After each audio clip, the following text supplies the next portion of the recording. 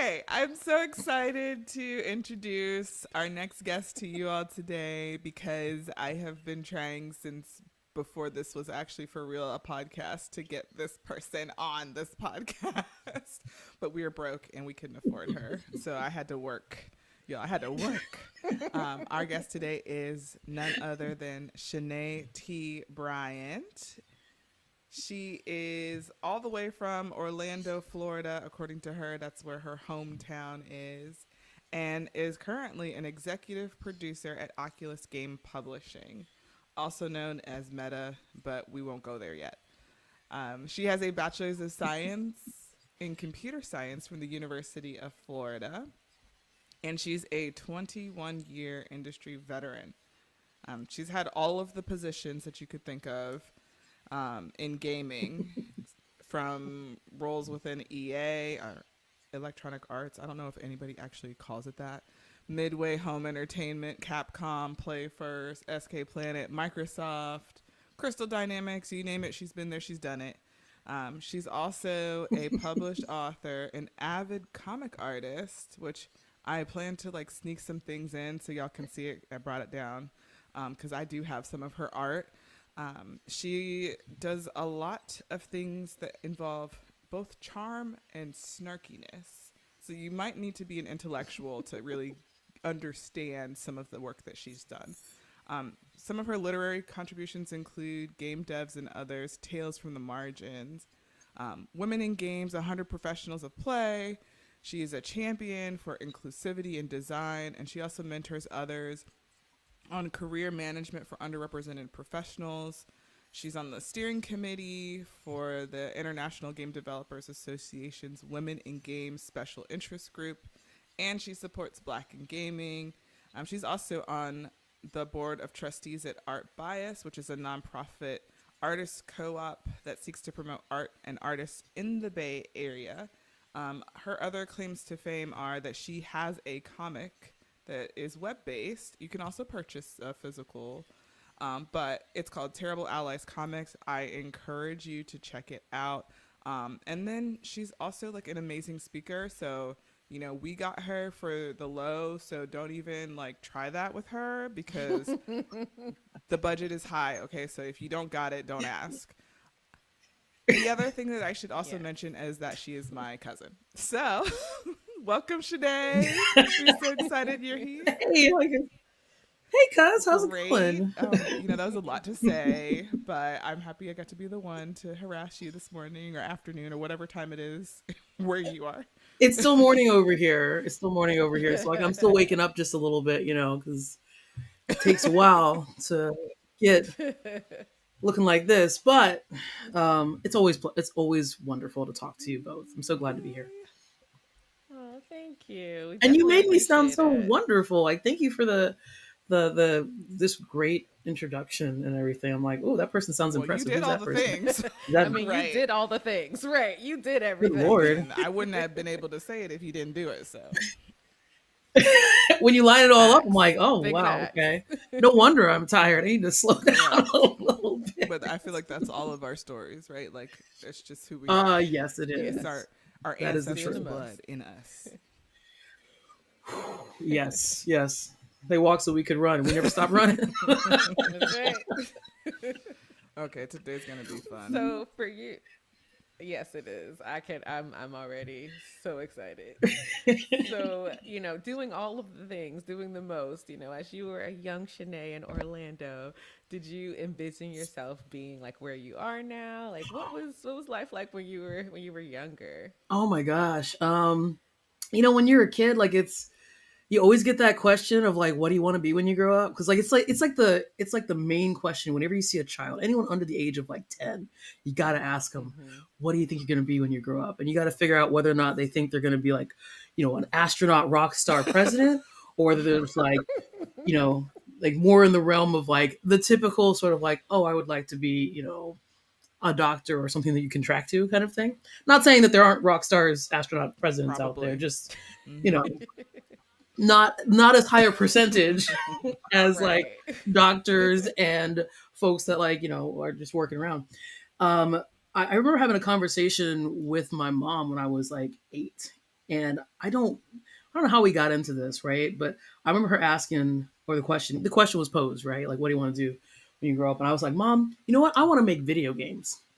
And I remember she sort of pushed back. It's like, that's not a job. That's not a thing. And I'm like, and I had this moment of clarity as an 8-year-old that 8-year-olds probably shouldn't have had. I'm just like, Mom, somebody's making these and it's not kids. So it must be a job someone can do. Now, at the time, that was true because there was no such thing as Unity and Unreal and all, like, the internet Yeah, basically right. barely existed back then. So, like, there weren't a lot of resources, and game development resources weren't accessible. Because nowadays kids do make games, like everybody can make games. Yes. But like that was my moment of clarity, and my mom was like, "Oh yeah, I guess adults probably do make these things too, right?" But I've been playing games since I was, Forever. oh man, yeah, since I was a What were your kid. favorites growing What? Oh up? my gosh, I was a Nintendo girl. Like I Me love too. Nintendo. You can see my background. There's like so much Nintendo stuff in my Yes. background and everything. Like, and you can't see it. My closet over here is just full of retro video game stuff. I But I love it. loved like all the Nintendo games like Mario, Zelda, Metroid, all that stuff. My friends had like Sega Genesis, Sega Master Systems Hmm. and stuff, and so like I go to their houses, they come to my house, we all play the games. But yeah, but like I have a twin sister, as Jeremy knows.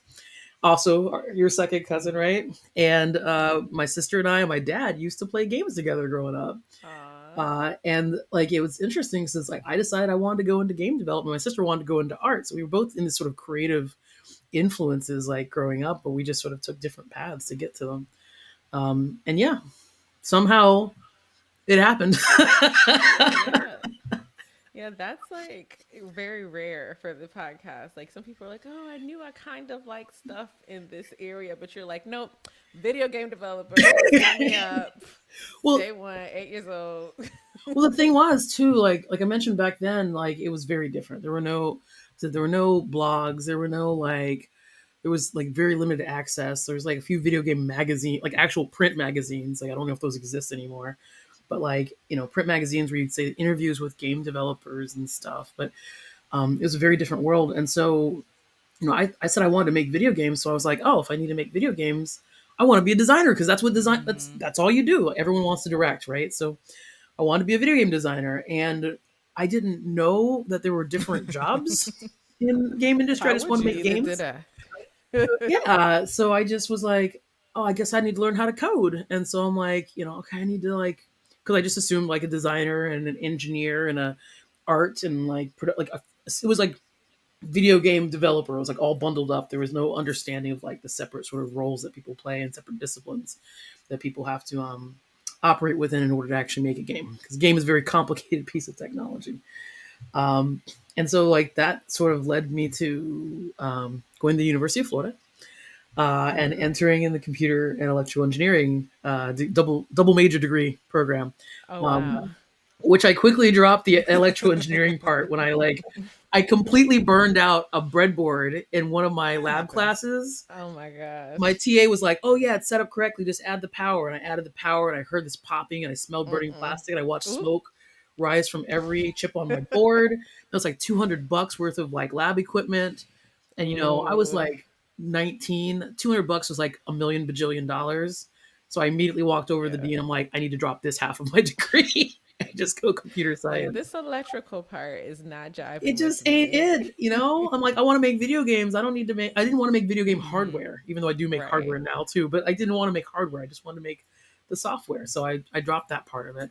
The hardware stuff, 20 years later, and I've done the software and hardware. So maybe I should have stuck with I You mean, know it what you would have need to helped a you little can know. bit, maybe. revisit it with, yeah, you picked up the skills you needed to. But before you got to UF, did you ever do like any camps or did you go to like a special high school or anything that focused on tech? No, I mean, interestingly enough, the high school I went to focused on English. I was in like the Mm. international baccalaureate program, and I actually think it was a huge benefit to me. Like even like oftentimes like there's a stereotype of like engineer folks that they don't need to be able to communicate. They don't need to be able to talk to another human. They just need Right. to be able to write code, just zeros and ones, zeros and ones. And let me tell you, the most effective engineers I work with are people who also know how to communicate. They know how to talk to people. They understand that communication is actually probably one of the hardest parts of working within a team. And I think it was actually like, I know we sort of we sort of separate these things out, like, tech and like English and, art and like, Yeah.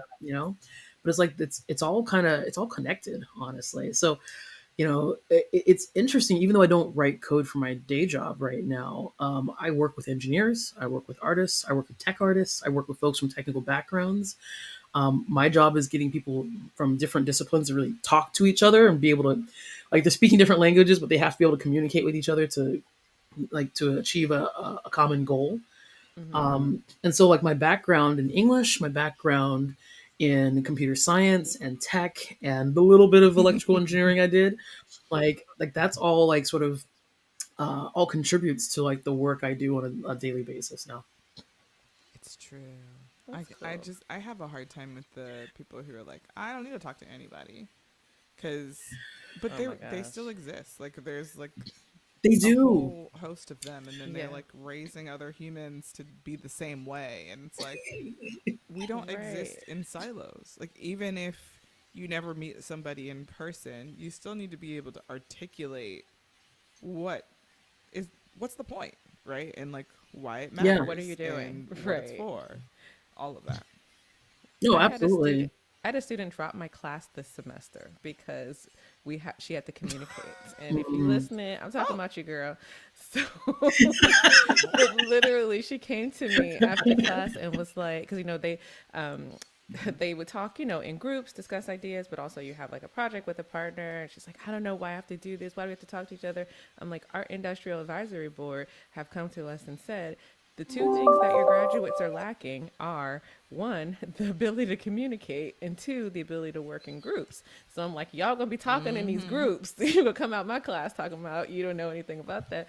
Homegirl dropped the class like a wow. class later. And I'm like, wow. And I told her, I was like, what are you going to do when you get into the real world and you're on a team with people that don't necessarily look like you or communicate the same way you do? Like, think of this as fostering your skills. And she was like, I hear you, but Wow. No, I mean, yeah. like, speaking like working within a group it is probably the single most important skill to have when you're in like software development, tech, like hardware development, tech development, right?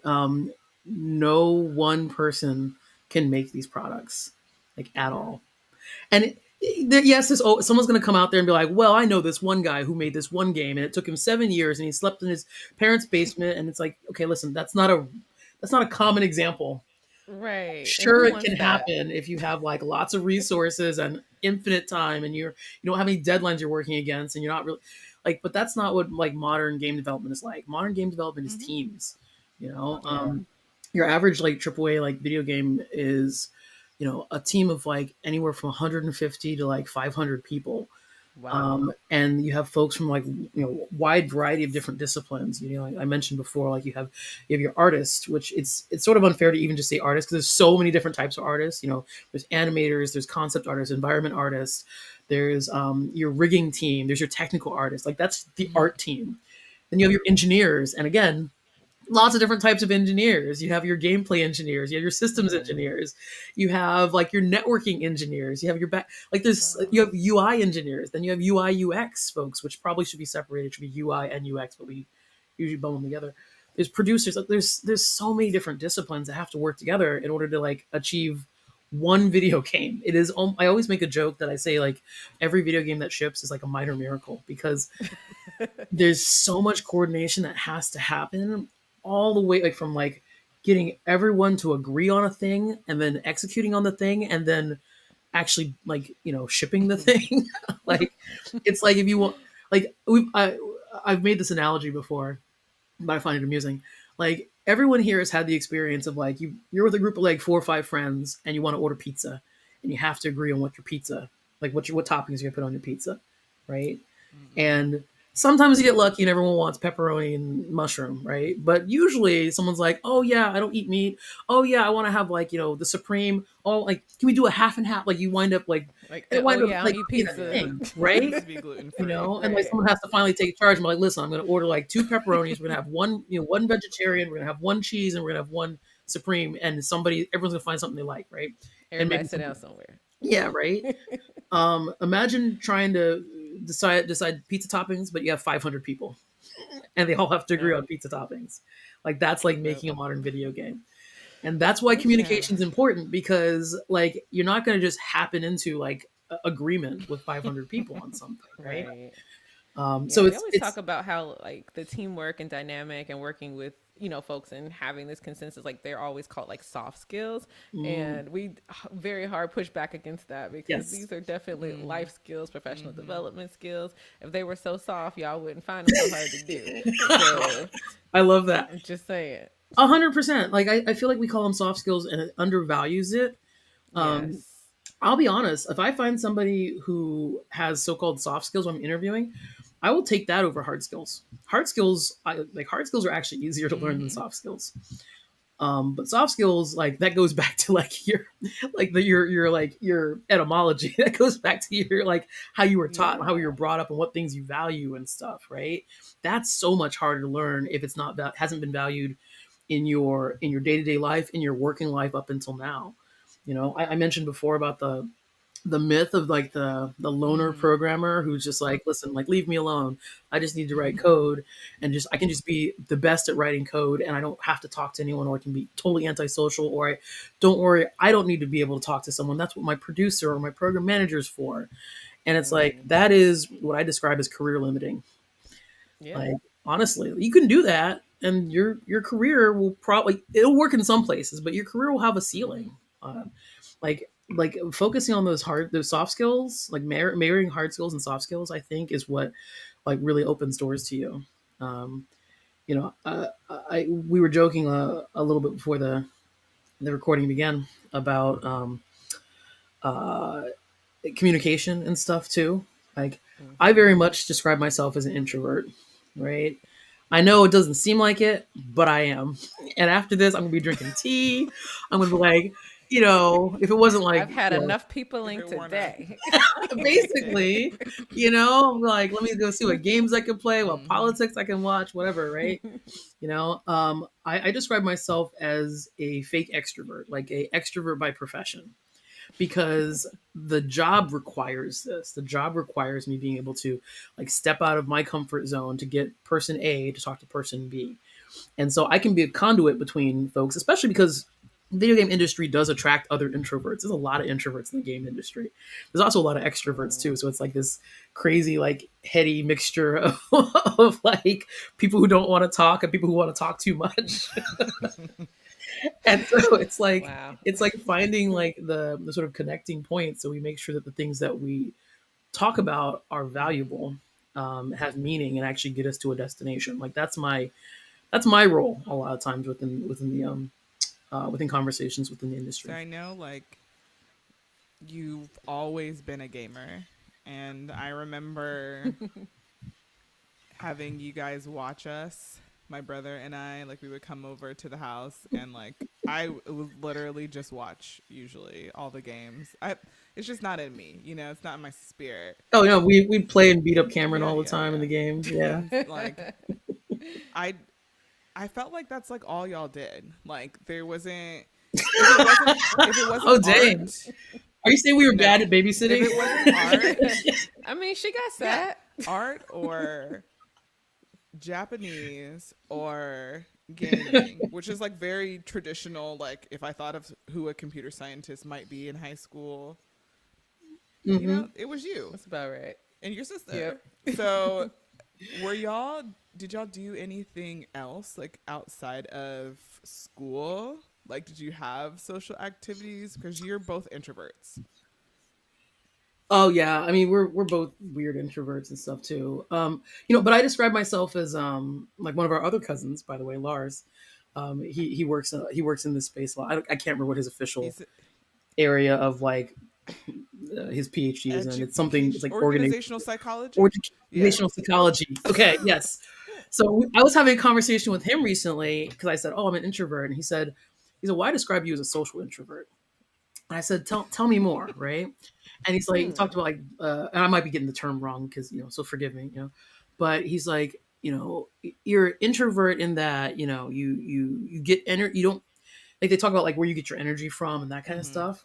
But like, there's introverts that just want to stay at home and not like see anybody and not talk to anyone, and there's introverts that want to be in the places where people are, but they also want to decide like what types of interactions they have and when they have those interactions, and like they want to have Mm-hmm. control over that. And he's like, that's what you are. And I'm like, oh yeah, like I still go to like like even today, like I go to art shows, I go to coffee shops, I go out to like, different events and stuff. I just did an event this weekend, and I really enjoy those. I also have to I have to think about like, what I'm like. I'll do that on like Saturday, and on Sunday I'm like, I am just gonna sleep in today, right?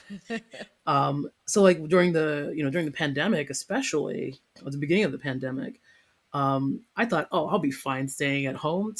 I'm an introvert, but it actually was really hard because I started to miss those moments where I go to a coffee shop and just sit and people watch, or have a conversation with someone, or just enjoy the day, or draw or whatever. But I couldn't do that for quite a while, right? And I didn't realize that was going to be like so impactful, I guess. So I sort of started to miss it. I really started to miss it, actually. So when we got vaccines and all that kind of stuff, and we learned how to mask and everything, that opened that back up to me, and I was like, okay, we wade back into the world and get my energy back the way that as a social introvert gets their energy back. So I don't know if it was an answer to your question, Not but at it felt like all. an answer to your Not question. at all. Sort of thing. Oh, okay. It's fine though. Oh, okay. Well, I mean, I mean, like, I'll tell you this, right? Like, we were nerds growing up, right? Like, my dad watched, he read lots of comics. We read lots of comics. We did art. We're in Orlando, which is like Disney back during the height of 2D animation. Oh, So you sort of wow. had that sort of like, maybe I can, if I learn to draw, maybe I can be a 2D animator and stuff, right? I Right. love computers, so I still wanted to go to 2D animation. I wanted to go to computer animation, so there was always an artistic angle to stuff. I also wanted to go into video games, so I was playing these games because I had a lot of fun with them. Also, I enjoyed being a Cameron in Smash Brothers as well. We did a So it lot of was Wii gaming like too. we we did, didn't Mhm. we? Oh man, like that's making me go back and just I I actually just remember think you playing bought a me lot. my first gaming console, and it was Did the I really? Aw, GameCube. Oh that's dang! so Yeah, sweet. and I still have Wow. Aw. it. Do you still play I it? still have it. Oh, okay. All right. That's fine. That's fine. You can. Amara can play it. I say you can pass Yeah. it down for the other generations. Um, one thing I sort of wanted to touch on that you mentioned, and this might be semi controversial, but it's something that I think is it sort of gets into like the nuance of things. You said I've always been a gamer, and it's funny because I don't describe myself as a gamer anymore because I feel like gamer has become an identity in some good ways, but also some really bad ways too. So, like, I love playing games. I play a lot of games. I just finished I the new said the Mario same thing game, which constantly. is really freaking hard, by the way. And I haven't played the very last level, but the next to last level, like the Fluff Puff.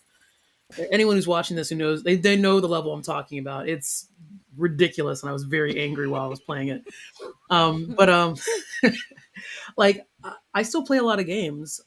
Sometimes I play them for fun, like Mario. Sometimes I play them for reference to like stay abreast of like trends and like what's new, what's out there. But the term gamer has become very charged lately, and it's become charged and that's caused like lots of just conflict in online spaces. How So so? I'm not. I don't. I'm in the this is know. then we can Let's get get into it into kind of it. thing, right? Like Yeah. there's we and one of the things I talk about a lot again in both at work but also like in my sort of leisure time and stuff too is about like identity, right? Like how do we refer to ourselves, right? Like I refer to myself as a cis black woman, right? I'm cisgender. I am black, African American, black in ethnicity and nationality, African American, and I'm a woman. And those are things that I was born as, right? Didn't have choice around it, right? That's just it's who I am. It's what I've become. The term gamer has become adopted so much as there are folks who call themselves gamer. They look at it as an identity, and so when someone says something negative about gamers, they take it as an attack against their identity. Oh my Um, gosh. which if you imagine someone attacking your identity, and if you like, if this is something that you like, you think that you are, not something you do, but something you think you are, and someone says something against that, then you can see some really huge pushback around that, like some really like negative reactions and stuff online. So it's a challenge. Like I don't describe myself as a gamer anymore because I don't look at gamer as an identity. It's something that I do. It's something that I play. It's something that I consume, but it's not something that I am. But it's something I enjoy as well. Does That's that make interesting. does it kind of make sense? Yeah. Like, is the sort of nuance Yeah. right behind it? Yeah. Yeah, I had no Um, idea people had it so like near and dear to their hearts where it's like say something about gamers and you talk about my mama. Like that's exactly it. That's exactly it, right? And the thing is, like, it can lead to like, gaming is such an interesting space, right? I've had folks who like I used to joke and be like, listen, I don't, I'm not trying to save the world. I just make video games, right? And I've stopped saying that because I've had folks who've come to me and they've said like, oh my gosh, like this game like helped me get through whatever. this part of my life that was really Wow. challenging, or it allowed me to have like just a place of respite that was like separate from like whatever was going on in the world. And it's like, oh, actually, like I don't want to be flippant with what video games are and do, right? Because it is a form of entertainment. It's a form of like leisure and relaxation, and just like lots of places where people can sort of escape for a bit, like video games can be really important, especially when we're talking online video games, like where people can actually Yeah. connect with each other, and they have like, they can form relationships, like that sometimes go beyond the actual like virtual and come back into real life. So like I also don't want to overstate video games because there's still there's still video games, but it's Yeah, like but it there's has the it's such a potential to spectrum. do Yeah. these things.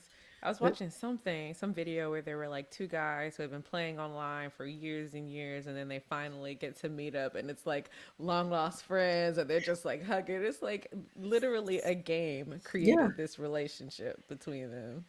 It's Yeah. it's amazing, right? So like I used to joke about that, but I don't do it anymore because I realize that it's like, gaming is really a really important part of a lot of people's lives, right? And I don't at all. Hey, it's an important part of my life as well. I don't at all like want to deny anyone that. I also think there's a level of like healthiness that we have to like, like, there's a point where it becomes unhealthy, like the association with the gamer identity, and we have to be thoughtful about that too, because we still need to be have perspective about the things that we enjoy and that we consume, and we don't want it to fall into like Mm. obsession Yeah. and addiction and all the other sort of things that get make it an unhealthy I habit. have a Yes. question. I mean, so as you've been talking about this, I've just been imagining some of these spaces that you've been in and the things that you're doing. And like, Mm. did you just, waltz into your first gaming company all black and feminine and, you know, luscious, wonderful, and, everybody was just like, oh my gosh, a god is here to work on these games with us. Like, how did that go? That's what happens now, by the way, Okay, okay, after okay. 2 I years love it. in the industry. It was Love very it. different back then. No, I graduated back in, oh my god, 2002. And this was like right this I'm dating myself here, but I don't care. I'm 44 years old, y'all. Um, this was right around the dot-com boom, like dot-com bust, I should say, actually. So like, Yeah. everyone had gone into like these computer jobs were going to be like, yes, you need to learn how to code. You need to learn how to do computers. This is the future. Let's do it. And the dot-com bust happened. And it's like, cool, no jobs. Good luck. Glad you got this Yeah. piece of paper, but it's not doing anything, right? And so I looked for a job for a year after I graduated. I looked all over the place, right? Because we were in this space, sort of a space that we're in now. Right now, I can talk about the interesting place where the game industry is right now. The interesting place where tech is right now with all the layoffs that have happened. But Mm. uh, you know, I had this computer science degree, and I had this, all this knowledge, but every job was looking for someone who had 5 years experience, right? Wow. Because, and I'm like, well, I don't have five. How could I have 5 years Right. I experience? was I in just, middle school 5 years. yeah, like, like, I've got gumption. I just, but but yeah, so it was tough, right? And I couldn't find a job for a while. I was looking at lots of different jobs, and I was like, maybe I'll get a job at this bookstore or this, or like this bank. Like I was like, it came to that point where I'm like, okay, let me just look for like something that's like not even related to my industry necessarily. And then I got an opportunity. I don't even remember how I met somebody who worked at EA as a EA Sports, makers of It's in the Madden, game. as a video game tester. I don't even remember how we met. It was like happenstance, and they mentioned that they were looking for Mm-hmm. testers, and I'm like, oh, I never even thought about video game testing. And for those folks who don't know, like testing, like quality assurance QA department, it's an entry level job, but it's also like one of the most important jobs. Like in the Yeah. QA folks get so like overlooked and ignored, and just like they're at the very end of the development pipeline, so like a lot of times like they're like the stress is on them before right before a game releases. But man, your game, you don't want to release your game without QA. So But what does that look like? Like, are you just like playing it and trying to like work out all these different edge cases? Are you trying to like see like what happens if I do this unpredictable sort of move? Like, what is that? so just like there's lots of different types of like artists and engineers and stuff, there's lots of different types of QA, which I didn't even know this as well, right? So like you have your ad hoc testers, who are folks who are just like they're playing the game, but they're not playing it like necessarily in a normal way. They're playing the game to try and see how they can break it, right? Mm-hmm. You're trying to figure out, like, if you're in like a third person action adventure game, you're trying to like run along the edges and see if you can like fit your character through to fall through the world.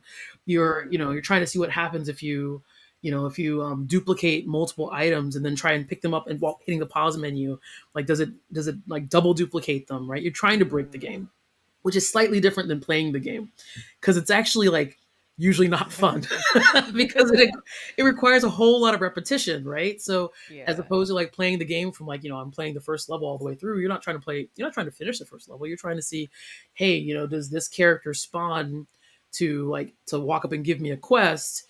If he's talking to me, if I turn around and walk away and then walk back up to him, does he still give me the quest, right? Mm. So you're really trying to find the ways in which the game will break, because you're trying to find, like, you don't necessarily expect an end user to intentionally do this, but they could accidentally do But it that. can happen, right? Yes, right.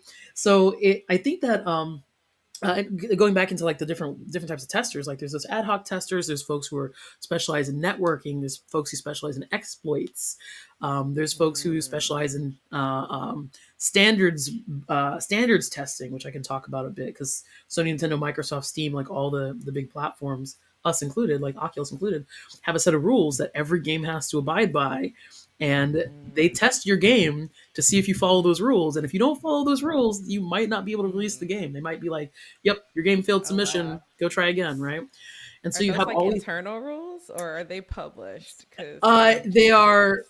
I mean, if you look hard on the internet, you can find them. But Okay. they're like, it's like they do tell like all the publishers and developers, like, "Hey, here's a set of rules," and it's pages and pages and pages of Wow. technical documentation, and and you have to follow. It's stuff like, for example, your saving message has to say a certain thing. It has to be displayed on the screen for a certain amount of time. If Mm. someone's controller becomes disconnected, it has to, like, the game has to pause and display a message that says certain wording, like things like Mm. that we sort of take for granted as folks who play games. But it's like, yeah, the reason why the game doesn't crash when your controller becomes disconnected is because Sony said your game can't crash, and it needs to display this message within eighth of a second or something, and it needs to say these things, and then when you reconnect your controller, the game needs to resume. Like, so those are all things that the first parties helped establish, and now we just sort of think of them as good game design, which Yeah. is kind of amazing. But the way that usually gets done is like, the QAs are a huge part of actually being able to make sure that the game is following those rules, and some of them can be very esoteric rules and like have like big number, like 12.2.5.3, like it's like, it's almost like reading like a it's almost like reading like the penal codes or something like that. It's Section 911.8 it says. it's like there's so many different rules and stuff too. But it's that, like, one of my jobs at Midway was just basically I made these beautiful flowcharts that I took the set of rules and said, hey, you got 15 pages of documentation of how your save flow needs to work. I turned it into a beautiful flowchart. I handed it to my engineers and said, just do this. And engineers, love flowcharts. We love flowcharts. Right. We don't necessarily like reading 15 pages of Nope. documentation. Because We who love got time for flowcharts. that? Yeah, so it's like I befriended a lot of my engineering team just by being like, Sure. you do this works, it'll pass submission, trust me, kind of thing, right?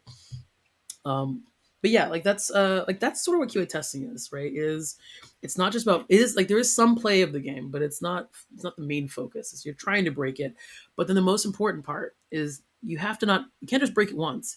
You have to be able to repeatedly break it the same way every time, and then be able to tell somebody what you did. So now we're coming back around to those soft Mm-hmm. skills, right? Because it doesn't Yeah. help if you figure out how to break the game, but you can't explain what you did.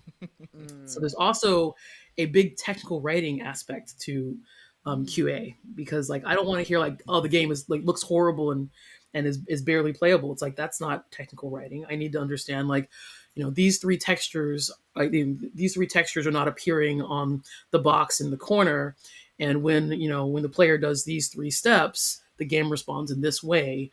The expected result was this, and if there's a standard violation, and indicate that as well. So it's like there's so many different ways that people get to contribute to video games in like very different disciplines, very different ways. And QA was a great starting point because you got to see like Mm-hmm. the entire like development cycle in a role that was probably a little like high stakes and low stakes like at the same time.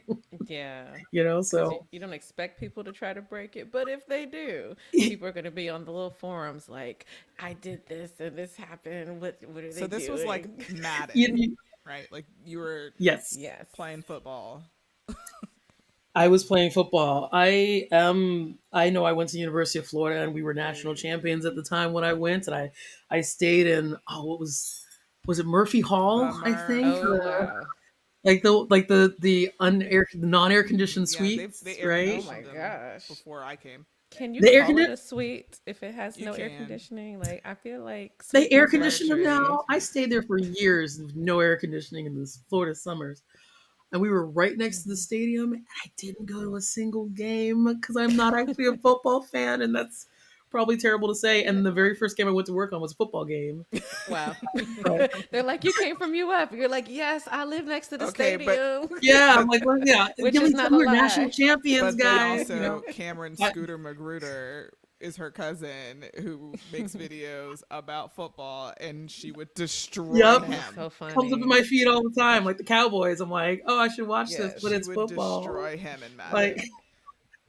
That is hilarious. it was funny because like it not only happened with Cameron, but it happened with like a lot of my friends and stuff. Like, oh, you work on Madden, let's play. And I'm like, I don't like football, so I didn't really play football games for fun. And they're like, let's play. I'm like, okay, fine. And so we get into a game, and I would just absolutely wreck them. And they're just like, how? Because How? like, I'll be honest, I know all the exploit plays. So I'm like, Yeah. okay, He's like, I eh, work eh, at the place that Correct. makes we make this. this. Why I'm do going to you call this think? play. I'm going to audible the X receiver into slants. Every single time he's going to catch the ball and run out of bounds and stop the clock. You know what Man. call I'm going to play? What play I'm going to call? Stopping. I just call it over and over again. They're like, that's cheating. I'm like, it's really not. I'm telling you what play I'm going to call. Like you know exactly where my receiver's going. Like you can see it in your mind right now. But That's and it hilarious. was funny. I wasn't even paying attention. My one friend I was playing, and like someone, he's like, "I'm tired of this game." He threw the controller down, and hadn't been paying attention. I looked up. I was like wrecking him like 53-10, and he was just like, "I'm done." I'm like, "Well, I didn't want to play Right. the Like game I don't anyway." even like football. So, Right. This was I your don't like idea. football. You know the funniest thing though, like I worked on several Madden games. I worked on NFL head coach. I worked on NCAA football. And when I left Midway, or so when I left EA, it was go work at Midway Games. And I was like, finally, I can work on a non-sports game. And the first game they put me on was Blitz the League because they said, "Yeah, you've shipped Madden, so like we want to put you on Blitz Uh, the League." So I've like, I did actually not want shipped to be like known as football person. so I've actually shipped like 9 football games in my Wow. career. Wow. You don't. This actually goes to like another conversation that happens online quite a bit, like the discourse that used to happen on Twitter when Twitter was a live and viable platform. Like there's a weekly discourse that would. I hope it starts happening on Threads. I know that's my company's thing. I'm not trying to Promote. uh, promote it, but it's the place where I've landed. But there's always this conversation that comes up every few months about like, how can you make video games if you're not good at video games? And let me tell you, being good at video games Easy. is not a prerequisite for making video games at all. In Yeah. fact, sometimes not being good at video games is actually pretty darn important towards making video games because it gives us Yeah. like lots of different Yeah. perspectives of the lots of different people who play. Like everyone isn't a good gamer, nor should everyone be. I'm I used to terrible. be way I'm back in the terrible. day. I used to, I was at Capcom. Capcom used to make games that were like Oh some of the yeah. hardest games on the like to this day. Devil May Cry 3, which there's a Devil May Cry 3. There's a Devil May Cry sword right here, and there's another Devil May Cry sword. Just In the like Oh background. wow. some of my background stuff. I was a producer on Devil May Cry 1, 2, 3, and the DMC Devil May Cry out of Ninja Theory. Big Devil May Cry fan. To this day, Devil May Cry 3 is still like on the top 10 hardest games list. It's still this game came Wow. out in like 2003 or something, and it still is on like the top hardest games list. I used to be very good at video games. I used to be like, oh yeah, get good. If you're not good at if you're not good at the game, then that's too bad. Listen, fast forward 15 years, I am not good at video games. I used to be so good at video games. I used to be the person like when we'd have press interviews with like IGN or GameSpot or any of like even like Washington like regular U.S. like Muggle media like you usually have one person who's like on the camera Mhm. like giving the like answers and going to the marketing spiel and that kind of stuff, making sure you're hitting the talking points, and you have a separate person who's like on the sticks actually like playing the games like in the background. Hmm. Sometimes it's the same person, but the play and talk is very hard. It's very hard to play a game competently while also talking and trying to remember your talking Mm-hmm. points and sound like a reasonable person and hit a bug and like, oh my god, I got to try and work around this. So usually we'd have two separate people, and I would almost always be the person that would be on the sticks. If I wasn't on camera, I was on the sticks, like making the game look good. Hmm. So I was very good at video games. I am not that person anymore. I am, Aw. and I will tell people when I'm good at games. I'm like I have no problem putting a game on easy mode, just because I'm like what, I want to play this game, but I don't want to be like frustrated while I play this game. I want to have Yeah. it be a fun experience. I don't have the number of hours to commit towards just playing games that I used to. I have lots of other hobbies as well that are also important to me, and I would like to finish this game, but I also don't want to spend like 6 hours trying to finish this one level Right. because an overzealous designer decided to make it really really hard. I'm like, nope, difficulty down to easy, and I can still have a good time, because that's, to me, that's the thing, is like I play games to have fun. Some people play games Right. for challenge, and that's fun for them. The challenge is not as much fun for me anymore, so I play games for different reasons. And I think it's important to have people on the development team that also can have that perspective of just like understanding the reasons, like how people play games and the reasons why they play them. And also, you can be bad at games and still make some really ridiculously good games. Yeah. That's Well, a good point. Because you have all types of users, like in UI design, HCI. It's like you have your novice users, you have your expert users, and everybody in not between. just the expert should be designing. Right, everybody in between. So if the experts design something, it may not appeal to the novices, but for a novice, they're like, hey, I have trouble navigating. Let me make this very simple to Absolutely. use, and yeah. Absolutely. It's actually like one of the harder things as we like as our game is like nearing launch. We go through, we do like tuning and balancing passes on the game to try and make sure that Hmm. we find like the sweet spot for normal mode versus hard mode versus easy mode. And the thing is, if average video game, like average AAA video game, takes 3 to 7 years to develop. Oof. AAA and quad A games. Oh yeah, can Uh, you also tell everyone? I know you told us earlier, but can oh you tell yeah. everyone what AAA and Quad A, Double A, all Oh those yeah, things yeah. I'm mean? sorry. So like we have double A games, we have triple A games, and then we've even got these games called quad A games. And usually, like that sort of designation is referring to the game's budget, which also can be like directly correlated with the sort of quality of the game, like the overall, like the visual quality, the level of polish, like the scope of the game as well. Double A games tend to have smaller budgets. It can be be as little as like 500,000, like up to maybe like the low like single digit millions, like $5 million or something like that. Usually still can kind of fall in the double A category. Talking about for console games right now, right?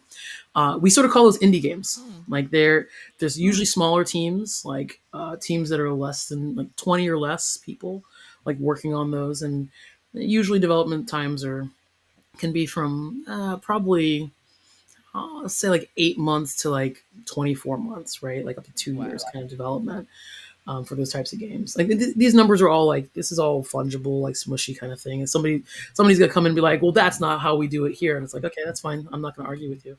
We do it. Everyone does it differently. Um, AAA games are usually like in the like there's dead zones in budgets, by the way, too. There are places where we just don't tend to sort of fund for various reasons. But that's across multiple publishers that I've worked at in the industry. But AAA games typically tend to be up to like $100 million, somewhere in that realm, maybe 125, 150. Like they're bigger games, right? Those are sort of like your I'm trying to think of some examples right now, but all my examples are going to be a little sort of outdated and stuff too. Because like the simple fact is like AAA games are starting to sort of get pushed aside a little bit for this conversation of quad A games, which are budgets that are like 250 million, like 400 million, $500 million. Like those So are like your, wild. you know, it's your games as a service. Yeah. It's like stuff like Destiny, or like Fortnite, or like these games that are just like platforms actually, right? Like not just hundreds of people, thousands of people working on those, right? So it's like there's these categories, and different publishers like sort of like live in different spaces too, right? Because like investments, like just based on what their business needs are, their business goals are, and stuff. Um, but yeah, that's sort of like the like. So as a producer, like one of the things producers do, I didn't really describe what a producer does in the game industry. I talked about QA and engineering and art. Producers, like we look at the budget, we look at the schedule, we work with our individual teams to try and hit those goalings. I usually joke where I'm sitting in a room with like designers and artists and like all these wonderful folks that are super amazing creatives, and they're like blue skying it, and they're like, yes, let's make something this big. And I'm like, cool, we've got this much time and this much money, let's make something this big. This is what we have to make. That's what producers Right. do, right? We have to like sort of be the uh, be the sort of like person who has the purview of everything, right? Yeah. Like I'm looking at my art team, my design team, my engineering team. I'm trying to get them to work together to solve a problem. I'm also looking at how like the work that they're doing, actually all adds up to like meet against the goals that we're getting from our executive teams, and on downward. I'm communicating upward and outward and all those kinds of things, right? So there's the hard skills and soft skills of game production. There, it's a lot of communication. It's also a lot of like strategizing, strategy and tactics as well. Mm. Um, and so So how did you develop these skills? Like, did you do a specific like leadership sort of program? Because you started off as I am a programmer, I'm I'm doing breaking QA, and like you're everything. in these huge roles where now you're managing budgets and teams, and you oh, have you a mean lot more under your belt. that's a great question. I don't know if I've really ever thought about like how all these other things came together. Because like I mentioned I started off in, like you said, like I learned to code like back in the day. I have not written code like really sat down to write code probably in 10 years now. Like no one wants to review my code. I've done some scripting here and there because it's just Hmm. kind of fun, right? But yeah, I have like a coding background. I did UI UX design like back at Midway. I moved into management, so I learned how to manage people. I had some of the greatest people managers of my career at Midway, and I learned a lot in like how do you motivate people, what motivations and demotivations, like how do you like work with people, how do you understand how they communicate and how they work together. And I always found that to be really interesting. Like I like just sort of paying attention to the way that people work. Um, uh, and I don't how do I put this? Like, there are things that I think most people. I did a whole talk on this, like at Game Devs of Color most recently. I talked about directing people, not products, because a lot of managers, a lot of game directors and that sort of thing. People with director in the title, they think their job is to direct the game. And my argument is like, no, your job is to direct the people who make the game, Right. because without the people there is no game. And so a lot of times we Yeah. focus on like the sort of creative aspect of it, like as if the game has a life of its own, and we deprioritize the people part of it. And so we don't focus on that because it's less fun, because people are difficult and challenging and all different, like real Yeah. talk, right? Like, Yeah. people are like they're all Hmm. unique, and like Yeah. having to like compartmentalize that and like care about it, it's Hmm. complicated. I've worked at lots of places that say, oh, and even worked with lots of managers who say, oh, leave all that at the door. When you come in here, you're just a professional. You're not all those other things. And realistically, that is not a thing because we're all Right. And people. it's also It, saying you can't bring your whole Yep. self to work. exactly. Bring your authentic self, but make sure it fits in this box. This Right. is the authentic part right here. Just want to see this part, not all the rest, right? And so I learned pretty early on from having some really great managers at Midway that it is important to like to learn about people, to see what matters to them, what they care about, what they're struggling with, the like giving people opportunities to do good work, telling them when they're doing good work, telling them when they need have room to improve. But there's also there's strategies and ways to do that, and I found that to be really interesting and exciting, just like seeing how when you can find that when you can find that perfect balance. There's a concept of like high functioning teams. I don't. I've been fortunate to be on two, almost three high functioning teams in my career. Um, it is, if you've never been on a high functioning team, it is an amazing experience. Like it is like everyone's firing all the cylinders, like finishing each other's sentences, that kind of thing, right? It always has a shelf life because Mm. somebody will leave Mm-hmm. the team, or some executives, like someone adds someone to the team, and like it just disrupts enough, or some executive gets a bright idea of like, let's take this high functioning team and split it in half and put half a high functioning team here, half a high functioning team there, and then we'll have multiple high functioning teams, right? And it does not work that way. It's a It fundamental changes the misunderstanding dynamic so of team much. dynamics. But the whole idea behind high functioning teams is they talk about this concept of psychological Mm-hmm. safety, right? Which is the idea that you can make mistakes, you can be less than perfect in front of your coworkers and not be punished for it, not be socially Mm-hmm. punished for it, not be punished from a career standpoint. Like you can, so it sort of relieves the stress off your shoulders. And Hmm. I've been able to be on a couple of teams like that. One team I was just on, one team I actually built to be a high functioning team, and it's such a great experience. And I said, wow, I want to do this. Like this is what I really enjoyed. Like I enjoyed being part of those teams. And I definitely enjoyed building that team and just seeing the great work that people can do. I also am like a spreadsheet nerd, and I enjoy doing that stuff. And most people don't enjoy, like, my designers usually like, I mean, they design like this dirty secret of video game design, by the way, is it's a lot of spreadsheets. Like people think they just sit in a room and like spout ideas and then everyone else goes to do it. It's like, no, no, no. I'm sorry to tell you, you're going to be in like making wireframes, like you're going to be in spreadsheets all day. You're going to be writing documents, like again, video game design is like 90% communication kind of thing, right? Because it doesn't help if you have a great idea if you can't explain to the 400 people on your team how to make it Mm-hmm. work, or how it's great kind of thing. um but yeah, that was so interesting to me, so I started really studying like just people, right? Just like Hmm. understanding like how those things work. And I sort of got to where I am because I think that uh I actually, I'm gonna talk myself up a little bit, but it's like I actually care about I people. had a feeling you were going to say that. Like, you genuinely do care about your employees. And I feel like sometimes you don't think of them as employees. Like, Hmm. Yeah, it's hard because like so many times, especially since the pandemic has added like a different dimension to the types of communications we do. Right, when we were working in the office, which I have to go in the office 3 days a week, so I get to experience this a little bit. But back in the day, before times, you're working in the office and the communication happens lots of different ways. It happens in meetings, but it also happens in the mm-hmm. hallway, or over lunch, or like, when I'm just walking by someone's desk, I'm like, hey, oh, by the way, Sally, can you do this one thing, right? But when the pandemic happened, we were all working from home because most of us all started working remotely.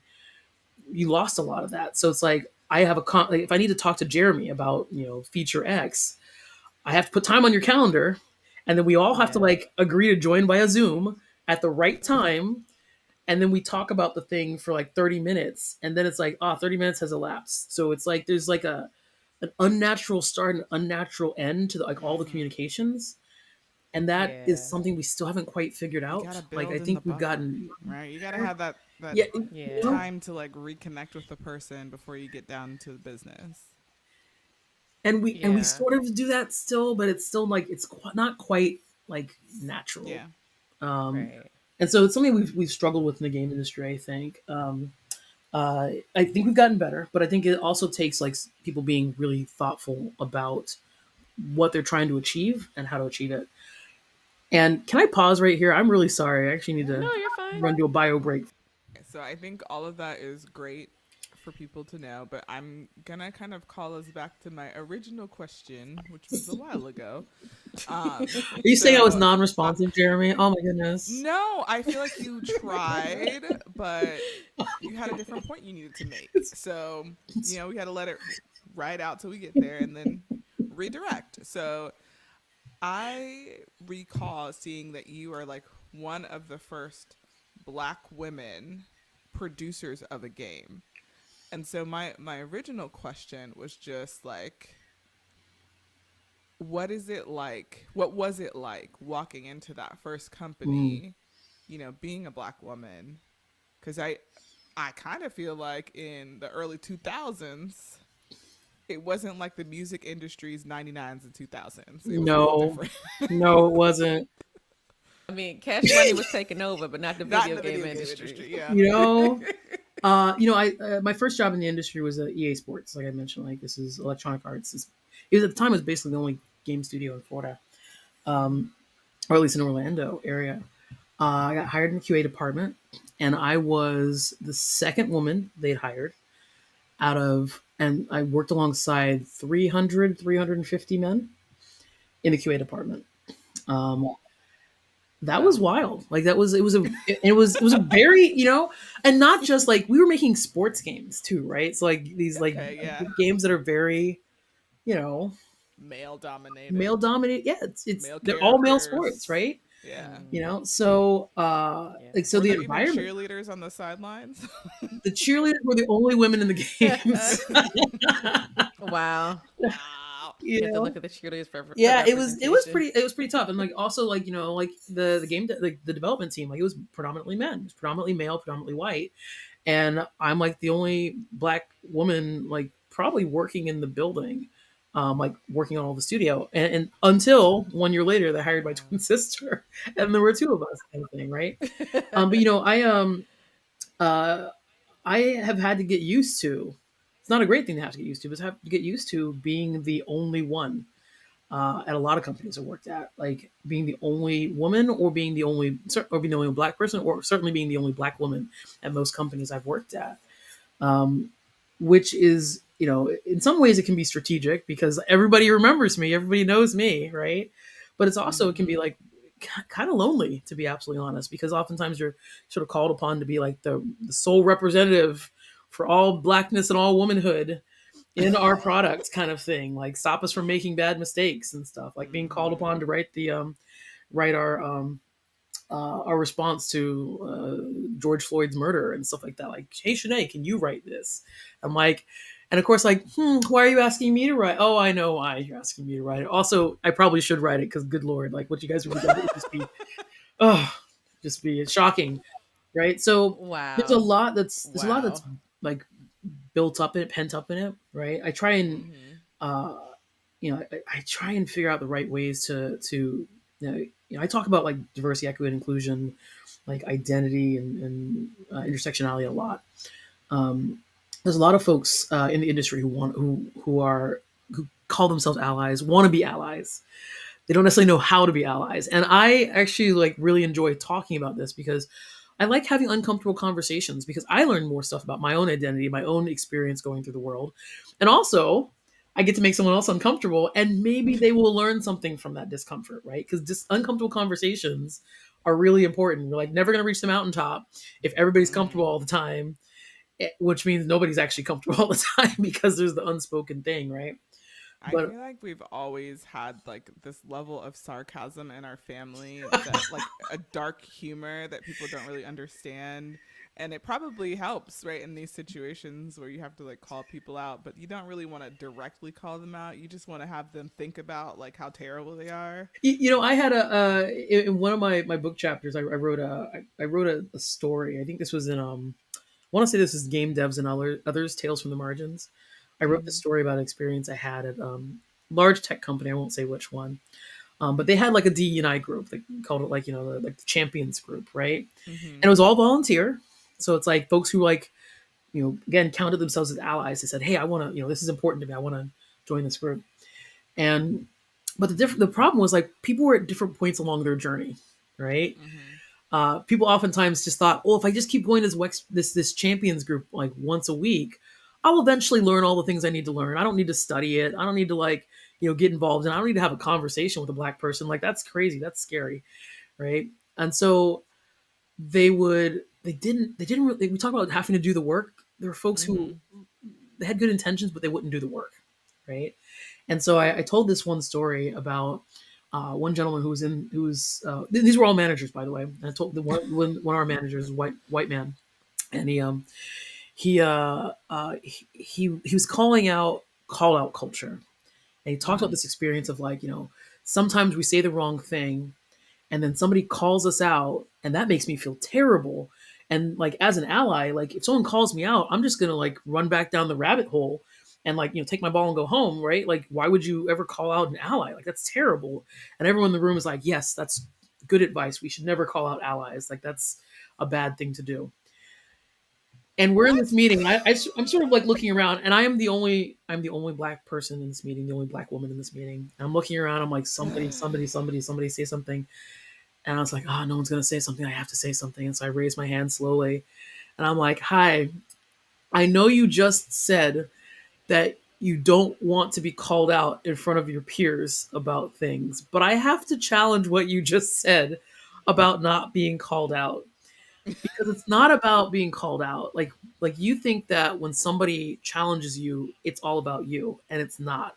If someone says something racist, sexist, homophobic, transphobic, one of the isms in a room, and it's not challenged, because he was implying that like if someone says that, you shouldn't talk to them, you shouldn't call them out in the room, you should wait till afterwards and talk with them one to one. And I said, sometimes when I call you out in front of the room that you just said the thing in front of, it's not to challenge you, it's so that everyone else in the room understands that's unacceptable. Because there could Mm-hmm. be someone who is deeply affected by what you said. And if I wait till afterwards to go talk with you one on one, they assume, and everyone else in that room assumes, oh, what they said was totally okay. Acceptable. Yeah. Yeah. So it's like sometimes we have Exactly. to, and yes, we can still have the one-on-one conversation afterwards, right? But it's Mm-hmm. about like all the different tools in your toolkit that you have in order to sort of address these really challenging conversations we have to have. Because honestly, a lot of folks, it is their first time having this conversation, and it's especially if it's their first time Mm-hmm. having to have these conversations semi-publicly, like in front of their coworkers. Like it can be really uncomfortable. I At another a different big company, I won't say which one. I remember we had an executive who came to talk to the women's group, right? Because all these big companies, we often have like women affinity groups and stuff, right? We Mm-hmm. talk about our experiences, and he came to talk to the women's group, and um, he was coming to talk about like there was something that had been said previously that it was unfortunate, right? And so he was coming to talk to the women's group to try and like reaffirm that like he supports women, and it's clear that he hadn't really thought about what he was going to say before he came to the Oh room. goodness. And so he starts like making this analogy about how like Oh it's no. important to have women on a team, because of like you think about like a band, right? And you have like a person, a keyboardist, and like a person on drums, and a guitarist, and a vocalist and stuff. Like you have to have all those parts from the band to like make a band. And immediately someone's like, what if someone just thinks you can get a drum machine? You don't need a drummer. Like, what if you like? There's lots of bands that just have two guitarists. Right. Like, does every band really need a keyboardist? Like, it's a terrible analogy, right? And he started going into a space Wow. where he was talking about, well, maybe the important reason to have women is so that we can teach the men to think like women. And it's like, no, stop, full stop. What? You have never had. And the thing is, like, this is a person with like he had really good intentions, but he'd never really thought through what he believed in, and he No. certainly never said it out loud, and he'd certainly never said it out loud in front of a group that he was talking about.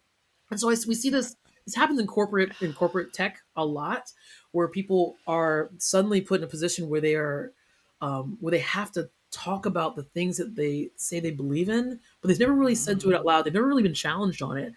and then they make gaffes, like endless gaffes. And so, as you can imagine, that particular meeting, because it led to a firestorm that caused many more meetings after it, right?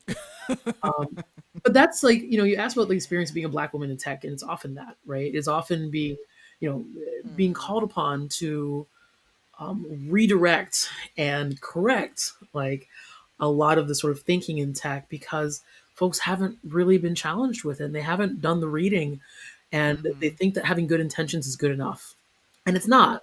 I talk about it like it's like learning a new language. If you want to learn Spanish, you would not find your closest Spanish speaking friend and just say, talk at me till I learn Spanish. And it's like, I mean, you might like schedule, like you might do some of that, but you're not going to just be like, yeah, just talk to me till I learn it. No, you would buy books, you would take classes, you might like schedule, Duolingo. Exactly, right. You might decide, hey, I'm going to take a trip to a Spanish speaking country and do immersion. Like you would do the things that would be necessary. That would imply, by the way, that you'd invest your time and talent and probably your money in like learning the thing. Yeah. And people don't do that when it comes to DEI, when it comes to identity, when it comes to like these sorts of things. Well, They just and think, not just that, like you get, roasted for investing, right? Like, yes, oh, like how dare you spend $1 million on this thing, when it's like, okay, but the amount of money I'm actually spending to create this product is 200% more. the thing that's really challenging too is like, a lot of times when we talk about diversifying tech spaces, right? The the return on investment isn't immediately tangible. Like companies want return on investment in quarters, like in like months, not Yeah. years, and that's not a realistic expectation in 99% of cases. Right? Right. How do you quantify that in terms of Exactly. dollars? And in terms of dollar and short term gains on the investment, right? And so we often see these sort of trends in tech where something happens within the larger world, and companies are like, we need a DEI director, and we need to care about this, and we need to write a statement and put a black square on our Instagram, and do all these things. And then when they don't see like they've immediately fixed the problem, like within like 6 months or so, they sort of get bored. They sort of say, hey, you haven't fixed everything. And our company is like, there's like 3 women that work here, and there's no people of color, there's no black folks, and you didn't come in and fix it in like, we gave you 8 months, right? Like, how have you not fixed this sort of thing? And then then there's like folks who are scapegoated, and then it's just sort of like they lose interest in it because it's no longer urgent for them. And because again, like good intentions are not enough to sort of carry you through it. It's like we talk about this being work because it's work. It's hard, like doing the work of this stuff. And if we're real talk, we spent 400 years digging this hole. It's going to take us a long time to dig out of it. So like, That's a story for Right. And a another black square in 8 podcast. months is not going to get us out of it. We don't got time today. I know, right? But all of that applies to video Yeah. games as well, right? Because video games are a subsection of the tech industry. And so the same sort of challenges we see in tech, we see in video games, but we often see it to like an increased degree because the game industry is a lot younger than the tech industry as well. Like games are, like the game industry is probably about 40 years old or so. Like as an industry, games, video games have been first video game was created in the 60s, but as an actual industry, it's still pretty young, right? Yeah. So we still struggle with what our priorities are and like how to reach them and whether we care about them. And we're still at the point where a big company announces their video game that has a woman protagonist and people lose their minds. Like, how'd you make this political kind of thing, right? So we have a long way to go Yeah. in tech and And video game. you've been writing about some of this stuff, right? Like you've contributed to some articles and things. I have. I talk about it a lot because I think it's important to challenge ourselves. Like, first of all, I wouldn't still be in this industry if I didn't think that there was a chance for change. Like, I've been doing this for 22 years, almost like going into my 23rd year, which makes me feel really old to say it like that. But I've been doing it for a really long time, and I always hate to like rest on the laurels of saying things are better. They are better than when I got in the industry 22 years ago, right? But that doesn't mean that they're good, right? Yeah, Like it's we can, relative, right? yeah, Right. absolutely. I think there's so many opportunities for us to do better. And I think the other challenge in video games too is that because the life cycle of the game is so long, like the games that are coming out now, they started development 5 years ago, right? Yeah. So like it's like stuff enters the pipeline and like there are changes happening, but it's slow before you see the results a lot of times too, right? So it's a very Mm. interesting challenge that we have ahead of ourselves. But again, like I think I wouldn't be here if I didn't think we were up to the challenge that we could solve it. So yeah, So or we're that gonna like my children's children can solve it. Again, yeah. 400 years. So So we're That's gonna true. have to like link all of these articles and things that you've contributed to, and in particular, Kyla wants you to talk about this diversifying Barbie in Mortal Kombat one because she's just very excited about the title. Yes. that Yeah. was a really really interesting experience. I think that was actually my very first time like getting to like contribute to a to any kind of publication. I'll give you the rundown. Like I got invited to join a group of academics Mhm. because they were studying video games, and this was a thing that this is like 2015. I did not even know that people studied video games. Like I was so excited to be in this room. Like Mhm. and I'm reading Yeah. all the like, and they had written like I think 20 different articles. 20 different people have written 20 different articles about their studies they'd had Wow. about like various I think one was like about Latinx family relationships built around games and like different like there was one about like Xbox Live and different and the language that Black folks use and like like Mm. AAVE and stuff uh, online, so across Xbox Live, online social situations and stuff. And I was so excited to read about this because, as a gamer, as a person who plays video games, right, in the I was about industry, to I say, know, I was right? about to call you out, but I know I yes. call myself out, right? But like as a as a person in the game industry, right, like I read a lot of things about video games, but they are never from an academic standpoint. They're always Mm. from like an Mhm. enthusiast standpoint or like press or journalism, those sorts of things, right? And so this was really exciting to me because I'm Yeah. like I love that this is a thing that people are doing and they care about, and it's helping to inform like the work that we do. But I was also the only person in the game industry there, so it was really interesting that we had Hmm. like 19 folks that were all like 19ish folks who were all academics studying video games, but they did I was the only person who was actually in the industry. So I got to like bring in a different perspective around like some of the things that people thought they were seeing or the way they were interpreting stuff. I said, oh, actually, this is what we call Mhm. this, or like this jargon means this when we talk about it, or actually like I think the reason why like can be considered like this particular angle because this might be something else. So we got together and like we flew out to Philadelphia. We got together in a room and we basically just peer reviewed each other's articles Mm. for 2 very intensive days, and they also invited me to write an article Wow. there as well. Where I got to talk about. I think the article was called like Black and Female in Tech, and was talking about my experience as a Black woman in a predominantly white, predominantly male field, which like there's hyper visibility there, but also at the same time while being hyper visible, you're also invisible. And so Mhm. it's like it's a Yeah. contradiction that you have to exist within and figure out how to both get comfortable with it, but also make other people uncomfortable with it because it's not the way it should be.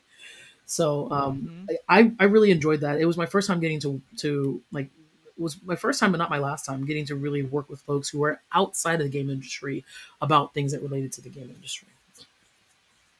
That's And you cool. should read it because it's a Yeah. crazy name, like Diversifying Barbie in Mortal Kombat. Like Yeah. She it's gave great. you nothing, okay? Because she wants you to read it. Read it.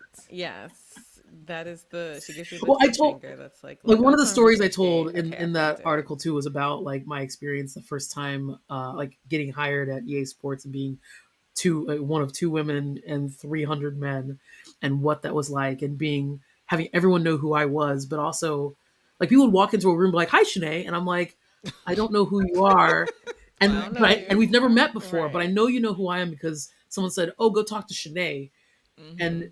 there's only two women that work there, and there's only one that's black. Yeah. Which And one do you think and is and Shanae? so they knew who I was, and so it Right. was weird because it almost like it a lot of times it sort of robbed me of my opportunity to sort of present myself and to introduce Yeah. myself to Yeah. someone because I was already spoken for.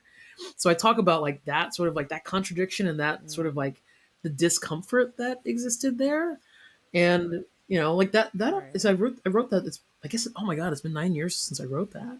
I feel like I want to go back and revisit it and like talk about like a part two, like what have I learned in the last 9 years. Yeah. So Um, Yeah, I've already found it and I'm excited. we haven't even talked about how you're doing VR in gaming at all.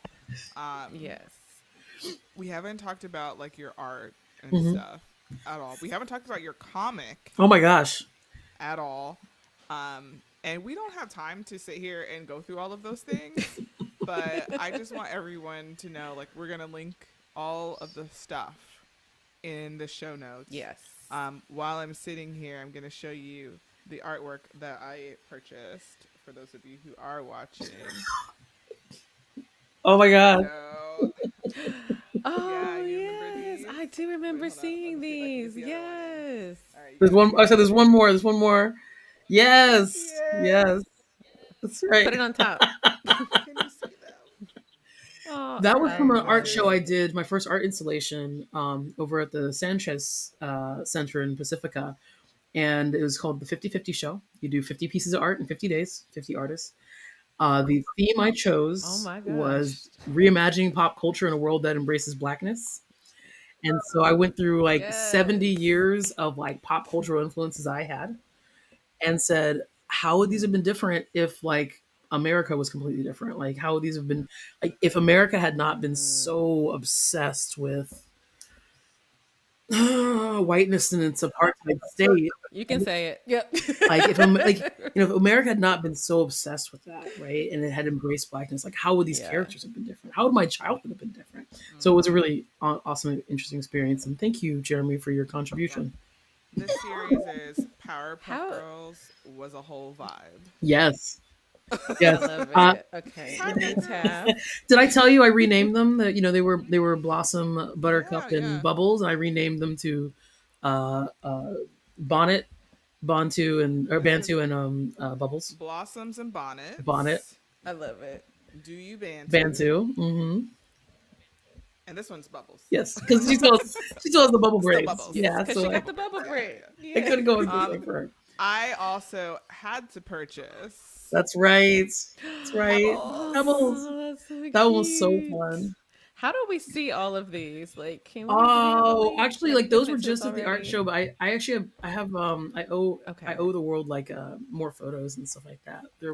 There's probably some photos on my Instagram actually of all the Sorry, these very are cool- originals. You can't Th- get them. those are the There's no originals. reproductions. She's totally right. Those are the originals. So Yeah. I saw them and I was like, I need these. Okay, my child wants them. Rod, my husband, was like super excited and like literally was like taking them and making prints, and I was like, you're not doing this. We need to buy them. You cannot do okay, that, like you sir. can't just be out also, here. I'm gonna make prints. Like Rod, calm down right now. No, he made Right. stickers, so we Calm put yourself, stickers sir. all over the house. I also have basically. stickers. Oh, I'll So- get you guys some Aw. official stickers too. You know. I'm here for it. No, I appreciate it. It was so much fun to do it. It was very exhausting, but a lot of my art has to do with like just identity and like understanding like how I go through the world and how blackness how I view the world through blackness and how the world views me through its lens. No better way to say that. Yeah, so I draw almost exclusively black characters, like because I never got to see that growing up, like at all, and I think it's important to see, like this is important for me, just like from a standpoint of like the types of like like comics and comics and media and stuff that's available, pop culture art I do, but also in the game industry, I have I usually take on a couple mentees every year because coming to the industry, there was no one that looked like me basically, and I want to talk with folks about my experience, give them a realistic understanding of what the game industry is, and then also help give people the tools they need to sort of navigate it, because it can be really difficult, it can be really challenging. If I can add one last thing to going back to a question I was probably non-responsive to. earlier. Um, I actually counted up the number of like women that I've worked with in the industry before. Like this is Okay. over 22 years. I've done this before because it was an interesting thing to me because like I'm like, how are the numbers? Like, because we can look at the numbers and they're like, oh, it's 20% of the industry is women, and it's like, well, like what does that actually translate to in like your actual experience, right? Um, I think that last time I counted, uh, not counting my current place, which I think has found has had a better balance. But I had worked with in 22 years, 20 let's say 21 years. I'd worked with 5 Black women and about Are you 45 women, serious? and literally Wow. thousands of men. And so like just to like put it in perspective, Wow. like 20%, but like that's not 20% across every company or anything like Yeah. that. It's 20% probably bunched up in a few different places, probably at the larger places and stuff too. So like, when I talk about being the only woman, the only Black person, the only Black woman in places, it's because like that 20% is not a flat across the board 20% in every single company you work at. In fact, at most of the larger tech companies, they usually are around usually around 2.5% Black. Mm. Black it's usually combined Black and Latinx, because we get combined because the percentage is so small. They don't want to look That's too a bad, right? They're different like, we can't make conversation. ourselves look Yeah, bad. Let's combine. Two? two less than it's usually anywhere from like 1.7 to 2.5, but it's never been higher than that from what I've seen in my studies. So Wild. That's long way to go. wild. I'm appalled, but I'm not Long way shocked. to go. But like I said, Yes. Well, I'm still here. I'm still fighting. You are. but Still you are the pushing. You're not just trailblazer still here, here, and you you've are an executive yes, producer. Okay. Not just You know? regular. right, right. I Come was see talking to me. someone earlier She about said, like, "Come oh, see me." executives that do this and they do that. And they're like, you're an executive. I'm like, oh yeah, I guess I'm talking to myself now. Dang.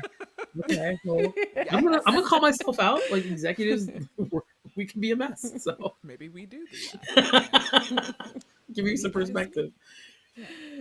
Oh, well, thank you so. Oh, wait, So, that's right. Shanae, we really Hmm. appreciate this. Like, you have been such a wealth of just knowledge, This is an experience, in just kind fun donation to the stories. podcast. Oh my gosh. Oh, and we appreciate you. We need This you. is so much fun. But I you, really do appreciate you guys inviting me, oh, and also Jeremy badgering me because you guys like thank you. Like I told Jeremy before, I'm like, I absolutely want to be on this podcast. I love what you guys are doing. Like, I think it's great. And my calendar was always just like on fire all the time. So Yeah. thank you for yeah. being understanding for like what 2 years. Hey. We're gonna always circle back. You're not the only guest that we've had to track Hmm. down over the course of It's true. years. So, yeah, but when we want somebody, we want them. I now have my deep dive / rabbit hole for the terrible allies on Instagram. Also, the papers that you've mentioned. So I have a lot to keep me busy that I'm looking forward to reading and just getting immersed in. But it's definitely been a Thank you so pleasure. much. I really appreciate y'all. And keep doing this awesome work too. Yes, Like you thank guys, like I've you. gotten to meet like so many fantastic folks just from watching you guys' podcast too. Oh, So like, I Nice. thought all the Black folks, I thought we all knew each other. we We all know each don't. other in the game industry, but I'm getting a chance, Or it's 1 degree of and it's given me a separation. chance to, like I mentioned before, like mostly the game industry is pretty insular, so we mostly like meet other people in the game industry. I love the opportunities to actually meet folks who are like meet Black women who are in tech, but also not in games, because that's a new experience for Yeah. So if people want to get in touch with you and reach out, how should they me. You can contact you? probably find me most easily on Threads, or Instagram. My name is Mushroom Queendom, basically everywhere. It is a Mario reference. If you recognize, like they're in the Mushroom Kingdom, but I'm like, wait a second, the Mushroom Kingdom is like ruled by a princess, and there's no kings here. Oh, I must be the Mushroom Queendom. Mm, So you can find me there on all of the I love things, it. on LinkedIn, Shanae T Bryant. There's another Shanae Bryant that's not me. So make sure the T is there. And yeah, I'd love to hear from folks. Yay, we did it. Yes. Thank Thank you. you.